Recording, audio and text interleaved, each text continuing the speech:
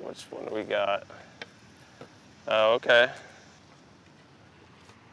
Eli Gessner graphic, of course. He did all of our stuff. Yeah, I think I rode this board actually. Like, I never really rode my own board too many times, but I rode this one a lot actually. I remember this came out right when we went to Hong Kong the first time, so that kind of reminds me of this trip. Only thing about my boards that are like not standing out too much to me as far as zoo boards was because they were always kind of part of a series. We never had one-offs. Yeah, I remember the series. I don't remember it as like my graphic. This was really cool though. I mean, of course I liked the first series that I had aboard, which was a Horst Taman, like some German photographer that's really well known. And Eli had met him. He had a book, like a book of all these photos of New York, and he let us pick which photo we wanted to pick, so that was really cool. I mean, they were all really good. They were all done by artists or Eli. I like the car series, that was a cool one. I think the same artist did the lighter series, and that was cool. It was never really just my board, so. But yeah, I remember riding this board. It's not too bad. I mean, I could probably still ride it right now. I mean, it's a little small, but whatever. You know what the thing about these boards was? Me and Chappie worked really hard to get the concave right, because I really did not like the concave that Zoo had back in the day, that really steep one, and it was really hard for me to skate. I remember just going back and forth with Chappie at Chapman for months, and then we got a good concave going, and yeah, I like these boards. I had been skating with Ricky like as a young kid, like 12 years old at Bricktown Skate Park, because everybody would skate there at that time. One of the only indoor parks that was in any vicinity to where we all lived. There was never really like, hey, you're on Zoo. It was kind of like, Rick, like, hey, call these dudes. I talked to Eli. I think Eli and Rodney were the first people, like, I talked to them. I started getting packages and stuff, and that was cool. Yeah, it was kind of just on, you know, it was just kind of like a really fluid trend, you know, like never like, hey, or you want to ride for Zoo, or hey, you're on Zoo. It was just like, yeah, you're on Zoo. Me and Danny Supa, we were younger, a lot younger than the dudes that were on there. That was one of the best times, I think, for Zoo, because people were starting to notice it, and the East Coast was kind of getting some recognition at that time. Peter Bisi, Jeff Pang, Robbie Genjemi, Vinny. We were the young guys, like under these like big, yeah, as far as you considered on the East Coast, you were like, shit, these are the dudes. Me and Danny, we had a lot of work to do, but we kind of like did it together. It was like a family, sort of, you know? Because it began from the small East Coast brand and never really changed until later on. It was cool to be on with those older dudes. They were like kind of liaisoned us into what we became. By Harold? No, not by Harold, but yeah, I mean, those dudes are 4 or 5 years older than us, so of course, you know, me and Danny are 17, 18 years old. I think Danny got it a little worse than I did.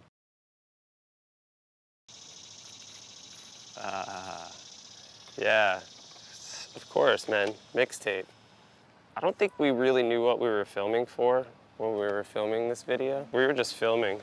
I guess this kind of changed the game. It kind of linked two industries that always had a lot of connection, but having those freestyles in here was like pretty crazy, huh? Oh, of course, dude. There's some serious classics in there. And I've heard these like all across. I've heard them played on radio shows, like, you know, download radio shows all across the US and shit, man, especially overseas. People love this.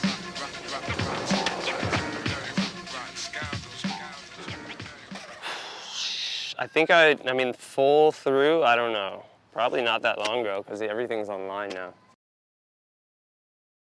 I mean, Robbie Genjemi's part was pretty epic.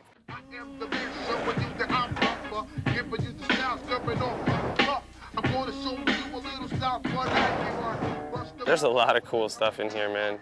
I remember my hair, like I had a Guido haircut in a lot of this stuff, and then like, maybe Rasta bag head in some. I had long hair, I guess, and like that was acceptable for a minute. I would never probably do that now, but it's funny to look back at it. I guess it worked as far as putting your hair in it. I dink the bar. I do a backside 180. I don't know if you can hear it or not.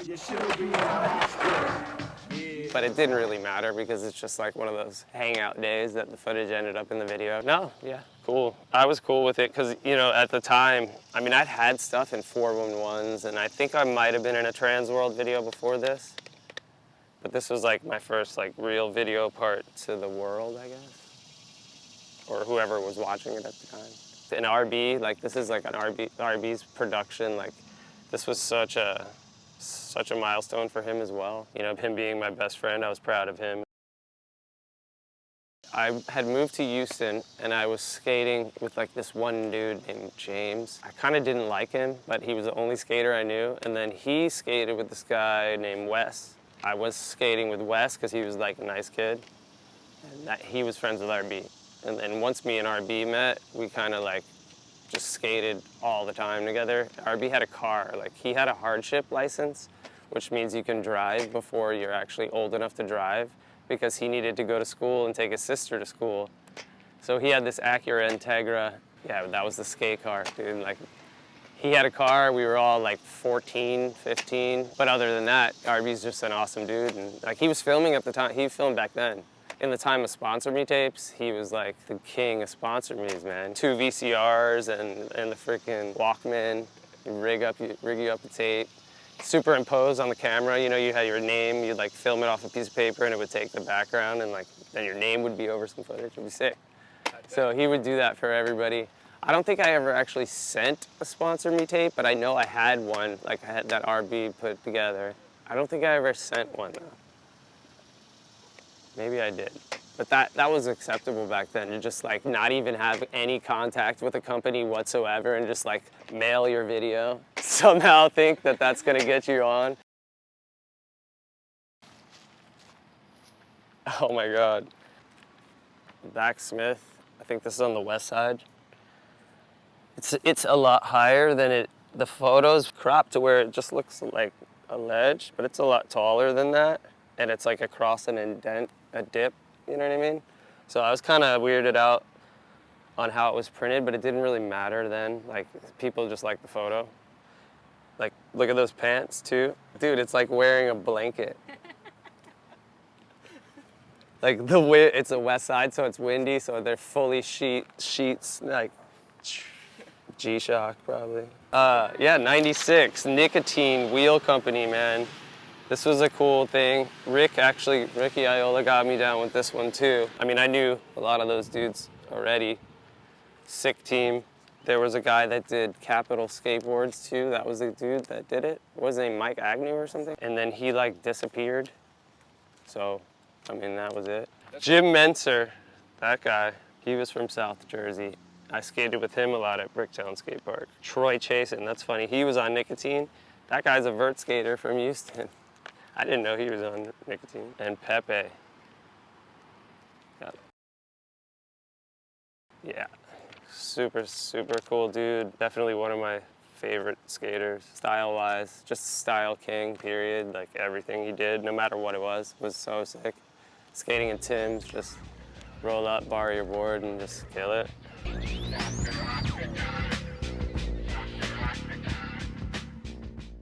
Switch backside flip over a trash can.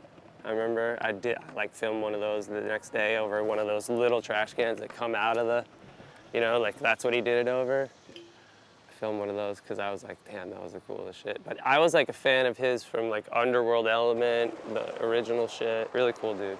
Just like one of those dudes that you want to be around. Like he was just a cool guy, you know what I mean? I don't know how to explain that.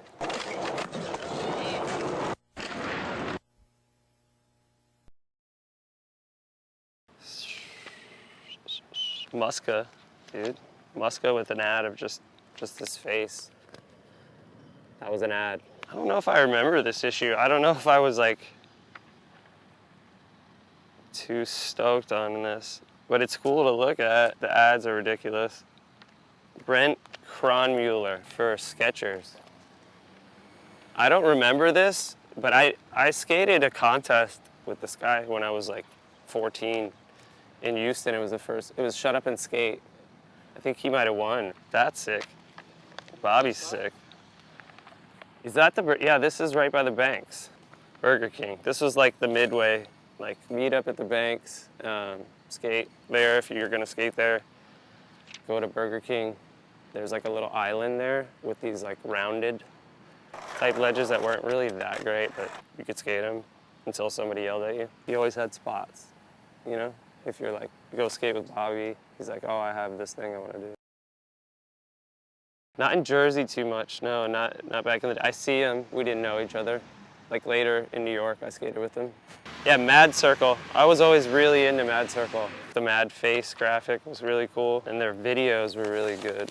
Let the Horns Blow was a sick one. Scott Johnston's part was really sick. Here's a Capital ad, we were just talking about it. John Iggy. I don't know how he likes it to be said, but John's awesome. I think it's John Iggy. This issue was kind of not in my, I mean, I'm sure I have this. Yeah, it's an awesome ad. But I probably like just had it, looked at it once. And, yeah. Kenny. Yeah, Kenny's the best. He does everything the way you should do it.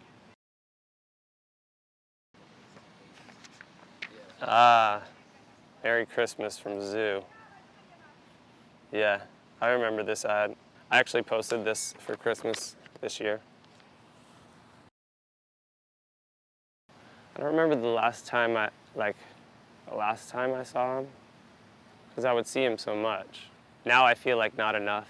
Always on trips, we kind of always at each other's throats. Harold's a very, very strong character. He was who he was. Just to be around him, you never knew what the day was gonna be. I mean, walking around with him, can't even go anywhere when he was walking around the city without stopping 100 times. Harold's Harold, you know, I don't know if you know Harold, sweet guy, hilarious guy.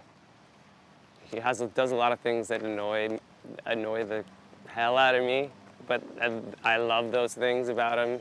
I remember Jeff used to put Harold like next to me on long flights and shit because he knew like Harold would get on my nerves. When Harold would sleep, he would rock. He would do this shit.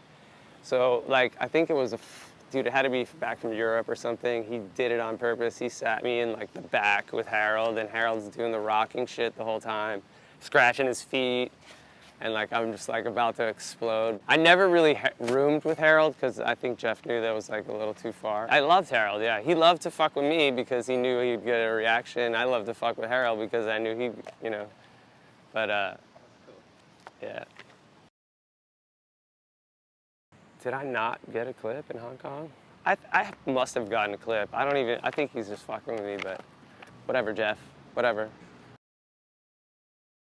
No per diem means that you don't get no per diem. You don't get any money that day because Jeff's not satisfied with what you did. You get nothing. You're not eating. Jeff was a great team manager because he led with force. He would yell at you, take your money. I'd seen Jeff around. You know, he was way kind of larger than life, you know what I mean? So when I met him, I tried to kind of not be that way. But he was really cool. He was really nice. I do remember this issue, I think. There's Pepe. Pulaski, like we were just talking about. Rest in peace. What year is this? 03. Yeah, so skateboarding was like in a changing phase here. Bigger brands, bit more money. Ecko had a different idea of where they wanted to take the brand than where we had brought it to. And maybe I didn't fit into that mold that they were looking at. It was kind of just, yeah, I mean, it was definitely like shitty. It's like getting kicked out of the family. But at the time, there was so much stuff changing that it was like you could feel it kind of like, you know, it wasn't gonna be the same no matter what. Like even if I was on, I might have not stayed on. I didn't get the opportunity to make that decision myself. You know, and maybe I wasn't doing as much as I could have been doing at the time as well. You know, I'm not gonna put blame on anybody. I know it was hard for Jeff to make that call. And I kind of fought it a little bit. You know, I was like, dude, you know, give me a reason, or it's not because I'm not doing shit, it's not my board sales. I just don't think I fit into the equation that they had in their minds. After Ecko bought out, you know, the original owners, Eli, Rodney, and Adam, fully, I don't think Zoo was ever, to me, or like maybe other people share that opinion, it's never really felt the same as it did then. It's a different thing now. What they do is cool now, but it's not what we did then. But you know, whatever. They help out a lot of people that I'm friends with, so respect, dude, to be around still, you know? I thought you were probably gonna ask this question, and it's so hard because everybody's so different and rad in their own way from Jersey. Back in the day, who I thought was rad, like when I was like starting to skate, I remember I was real into Ron Koenig. New Deal videos were my shit, dude. I was so into that. He was always skating in the winter, and then like he was from like down my way. I would see him at the rink, Eatontown roller rink, which was like the only thing once a week where you could skate indoors in the winter, so everybody in Jersey would go there. Fred, I mean, when I was young, Fred was like right around my age, and he was so sick. So I mean, everybody my age was like, damn, Fred, he's the sickest, and he's skating with all these rad dudes. And so I always looked up to Fred.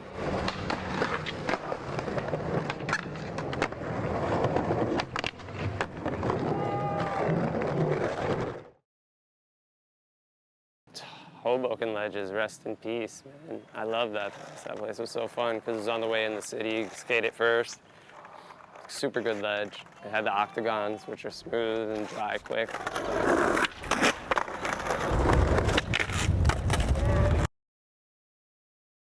I really liked skating World Trade a lot back then.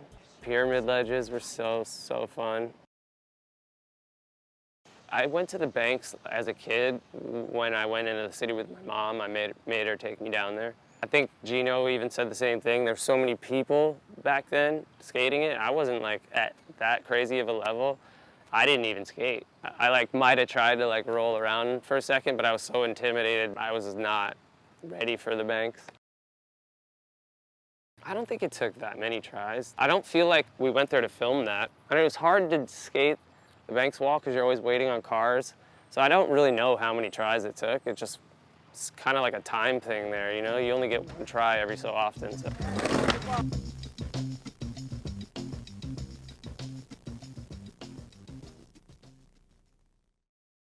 It's like any given day, you know what I mean? We were all kind of skating together, so I don't really know. I know Harold was there because he was like standing right next to RB. Kalis killed it. Like, I remember around that time when we were skating it a lot, Kalis like filmed every trick over the wall. Did everything, yeah, like half cab heeled it, half cab flipped it. I think he switchback heeled it, yeah. Javier switch flip. That's one of my favorite clips over the wall. And Quim Cardona nollie varial flip over the wall is like incredible. Those two clips look so good. We were in Europe. I think it was a long flight. I don't know why Retta wasn't like exactly with us at the time, but it was like me, Jeff, Danny, just the whole Zoo crew. We're in Heathrow, and there was a bar like above, like on top of stores. There was a bar upstairs, and you could see the concourse. It was like on a peninsula type thing, so you could see people walking around, and we're just up there, and we're drinking beers, and we're up there just watching Retta like walk around, look for us, because we thought it was funny. He starts freaking out, and like finally, I don't know if we called him up there, and he gets up there and he's like, seriously? You guys are at a fucking bar right now? I'm just walking around with all my shit looking for you guys. You're upstairs at a fucking bar right now. And he takes his Hasselblad. He has his Hasselblad on a shoulder strap, and he just takes his Hasselblad and he slams it onto the ground. We're just like looking up at Retta, and you could see him realize what he just did himself. You saw the face go from like, yeah, to what? The Hasselblad was out of commish for the trip. I mean, I've seen him lose it so many times. But like, new Retta doesn't do that, I don't think. I don't think new Retta like freaks the fuck out like that. Retta rules, man. I mean, anything you shoot in the city looks good. I don't know, there was a long period of time where I didn't look at any magazines. Like when I was pro and I was skating, I convinced myself that I didn't want to look at other people's shit, which was dumb. Probably it would be like Huff, Gino, and Kenny Anderson. Like if you could put all of them together, they would be like the ultimate skateboarder. Back in Jersey, skating in the city, getting some stuff. I'm working on some stuff, yeah. We'll see. It's comeback season, right? Yo, all white bull on the Ellie pull on, kept his fade low, rock suede in the snow. Blue Tahoe, a wizard on the keyboard. Eyes look bloodshot, Lord. Never mind that. Climb the award in the system, we just missed him. Came through banging nothing but wool. The crowd blitzed him. Much love, autograph, current and champagne glasses. Crazy asses, niggas on his neck like ski masks. Chill Stephanie act slash, threw a little 50 and crashed. I want a drink, knew she pocket the cash. Bug summer night, hype, nigga, Iron Man, blowing the mic. You motherfucking right, live highlight. Then I seen him, nigga was raw, stepped in, bitches flexing next to him. Bad Mexicans, what up, showing you love? You got a real style, where you from the Al? That's that now, love, no doubt. Oh God, he had a click about 100. Some strange nigga think he had a range. Gone, blunt. Pay attention, it's a cinch like sex. Okay. Mad genius. Jersey.